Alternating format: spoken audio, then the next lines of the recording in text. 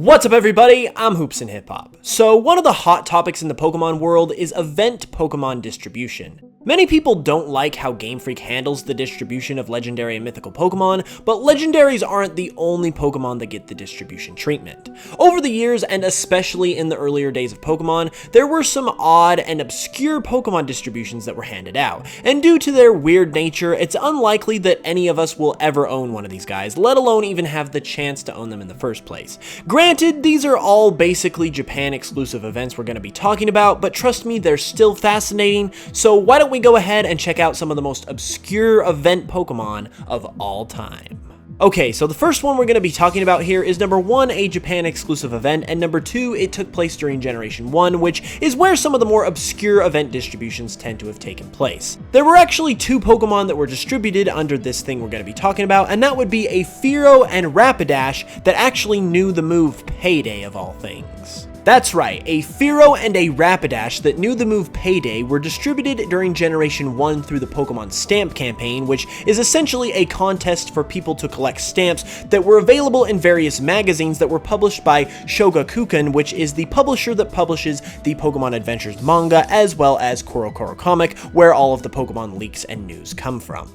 It's unknown how many people were actually able to get this Fearow and this Rapidash, however, many of the distributions in the earlier days of Pokemon were limited to a specific amount of people, so it's possible that this Fearow and this Rapidash were limited, in addition to being very obscure as well, because you've got 2 random, not even rare Pokemon from Kanto knowing some random moves, so this is the very definition of an obscure event. However, the reason why Fearow and Rapidash were chosen specifically for this distribution is because they are the Pokemon Fan Club Chairman's 2 favorite Pokemon that you come across and talk to while in Vermilion City in Pokemon Red, Blue, and Yellow. The next Pokemon we're going to be talking about is a level 99 shiny Magikarp with the move Hydro Pump. Yes, this is actually a thing. This shiny Magikarp is once again exclusive to Japan, and it was given to people to celebrate the reopening of the Pokemon Center in Nagoya, Japan, more specifically when it moved to a new location in 2013. It was available to people from March 20th to May 6th, and basically you could just go to this new Pokemon Center and get it, and it was basically kind of just like a GameStop type of distribution that we see in the States and in Europe and other places like that. Additionally, the reason why this Magikarp is so special is because it's got stacks on stacks on stacks of cool features. Number 1, it's level 99, which isn't like too crazy because you could get one of those yourself. However, you would have a very tough time training a Magikarp to level 99, so having one given to you is pretty special. On top of that, it's obviously shiny, and most importantly, it knows the move Hydro Pump, which Magikarp is never able to learn under normal circumstances, making this a very, very rare, a very, very cool, and a very, very obscure event Pokemon. Speaking of Magikarps with moves they shouldn't know, there is also a Magikarp that was distributed once again exclusively in Japan that knew the move Dragon Rage. A special Magikarp with the move Dragon Rage was once again distributed during Generation 1 as a contest that was ran in magazines once again published by the Pokemon magazine publisher and manga publisher Shogakukan.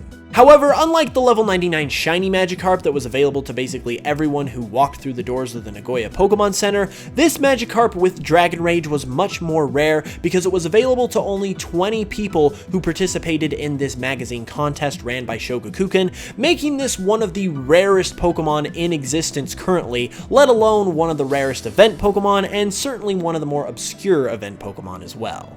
Okay, so this next one is one of the more interesting ones on this list in my opinion because it actually came about as the result of an unforeseen glitch, and it's actually one of the few ones that is available outside of Japan. And that Pokemon would be the Berry Glitch Fix Zigzagoon. Now the story here is that in early copies of Pokemon Ruby and Sapphire, there was actually a glitch with the game's calendar that would cause all berries and all calendar-based events to basically cease working, meaning you couldn't grow any berries in the game. Now, given that this took place in the mid-2000s where we didn't really have universal Wi-Fi or patch updates like we do nowadays, Nintendo and the Pokemon Company kinda had to entice people to come fix their games, and the way they did that is by offering a shiny Zigzagoon to players who came to various stores around the world in order to get their game updated and fixed. Players could go to various game stores in Japan, America, Europe, etc., and as an exchange for coming to get their game fix and as an apology, Nintendo and these stores would offer them a shiny Zigzagoon with a lychee berry held item.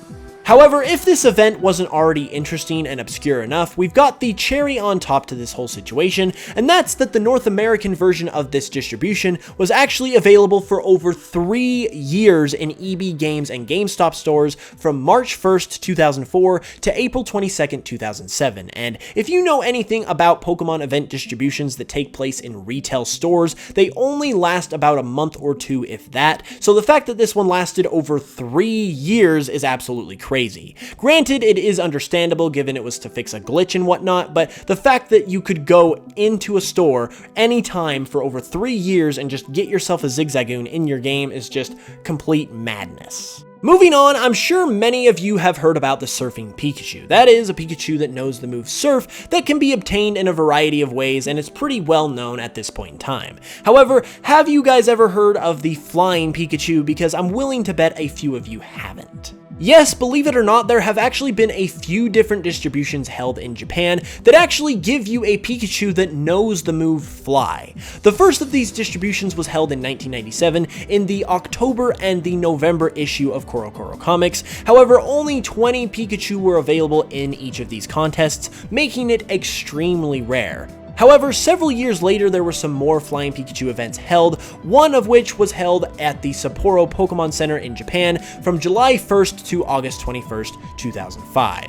Since this one was celebrating the opening of a Pokemon Center store, it was available to basically anyone who went there for that amount of time. However, exclusive to Japan, exclusive to 1 month, still fairly rare and noteworthy. The next one up is the GW Flying Pikachu. This particular Pikachu was distributed to players at the Pokemon Center GW Festival, once again, held in Japan, and this one was available for a little bit longer from April 25th to May 8th, 2005. And the last Flying Pikachu distribution we're going to be talking about here is definitely the weirdest one as well, because it was distributed in Japan to celebrate the opening of a new terminal in the Haneda Airport from December 5th to the 25th of 2004. Now, wouldn't you just love to live in Japan where Pokemon is just such a part of mainstream society to the point where you can celebrate the opening of random things like this that have nothing to do with Pokemon? That's gotta be pretty nice. The next event Pokemon we're going to be talking about is a Wobba Fett, more particularly a Wobba Fett that was based on the one seen in the Pokemon Sunday show that aired in Japan. Now, this particular guy is definitely obscure because not only was he rare because he was only handed out to 100 people, but the method of obtaining him and even entering this contest to get him was rather convoluted in the first place, so why don't we go ahead and just kind of try and figure out what was going on here. So, in a nutshell, what you had to do to obtain this Wobba Fett is, number one, you had to get your hands on a quote-unquote exchange coupon. You then had to put this coupon into a drawing, and then your coupon had to be selected out of the drawing, and if you were one of the lucky 100 people whose coupon was drawn, you would then be presented with another coupon that you would then have to take and present at another specific location to finally then receive the Wobba Fett. You know, I know Wobba Fett is cool, and I know it's only available to 100 people, making it rare, but I don't even know if that's worth it at that point. So even if I had the opportunity to get it and I was in Japan at the time, I don't even think I would do it because it's just way too complicated. Now, this next one is very simple and straightforward and to the point, and that's why I like it so much, and that would be the 7-Eleven Pikachu. Yes, there is actually a Pikachu that was distributed at 7-Eleven gas stations in Japan from August 20th to September 5th of 2010. Now, if you were lucky enough to have one of these bless your life at the time it was available, you can legitimately say that you own a gas station Pikachu, which honestly is a blessing that no one really deserves to have, so if you have this opportunity yourself to say this, I strongly encourage you to hold on to it and never ever let go. Another Pikachu-related distribution happened in Japan from June 19th to August 31st of 2009 for people who pre-ordered tickets to the movie Arceus and the Jewel of Life. Now, while I say Pikachu-related, it was not a Pikachu that was distributed, rather it was a Pichu with a Pikachu coloration. Now, I find this one very cool because obviously it's a different colored Pikachu that's not a shiny, making this a very obscure, distinct, and rare Pichu that you're very lucky to own if you happen to have it yourself.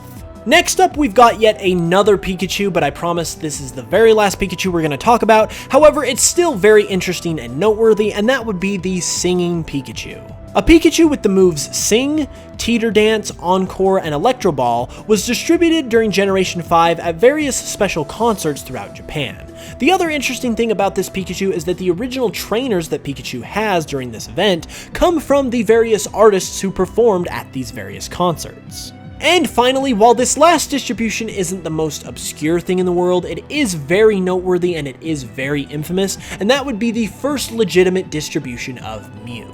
Now, while Mew is much more widely obtainable and much more widely known thanks to the infamous Mew glitch, those Mew technically aren't considered legitimate, and the first legitimate Mew that were offered in the May 1996 issue and the August 1996 issue of CoroCoro Comics. In the first distribution that was held in May, there was only 20 total Mew that were made available. However, there was over 78,000 applicants for this competition, and in the second August 1996 distribution, even though there was 100 Mew made available, there was over 80,000 applicants for this competition as well, meaning there was over 150,000 people vying for only 120 total Mews, making these legitimate Mews some of the rarest Pokemon in existence, and these were the only legitimate Mews for a very long time until Game Freak eventually did more Mew distributions. However, just the fact that over 150,000 people applied for it, and the backstory with the Mew glitch and how it relates to this distribution definitely makes this probably the most